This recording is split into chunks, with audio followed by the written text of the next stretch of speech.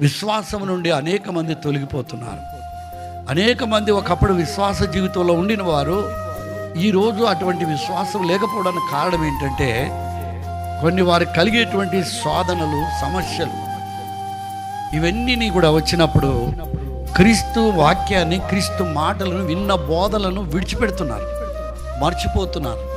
అందువలన యేసుప్రభు ఇక్కడ అంటున్నాడు పేతురుతో, నీవు నిజంగా నన్ను ప్రేమిస్తున్నావా అని అడిగాడు. ఈనాడు ఎంతమంది క్రీస్తును ప్రేమిస్తున్నాం?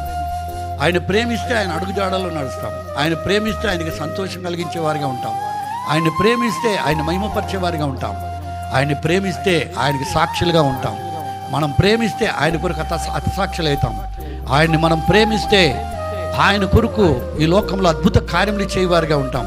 ఆయన ప్రేమిస్తే ఈ లోకంలో అనేక మందిని ప్రభు యొద్దకు నశించిపోతున్న వారు నడిపించేవారిగా మనం ఉంటాం. ప్రేమ, అదే ప్రేమ అంటున్నాడు. నీవు నన్ను ప్రేమిస్తున్నావా? ప్రేమ, క్రీస్తుని నువ్వు ఎప్పుడైతే ప్రేమిస్తున్నావో లోకంలో ఎన్ని శ్రమలు వచ్చినా, ఎన్ని కష్టాలు వచ్చినా, ఎన్ని సమస్యలు వచ్చినా ఆ ప్రేమ నుండి నువ్వు విడిపో.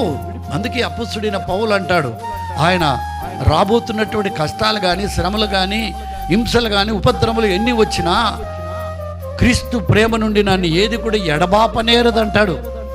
ఇవన్నీ కూడా ఎన్నదగినటువంటివి. ఎందుకంటే నేను క్రీస్తు ప్రేమలో జీవిస్తున్నాను.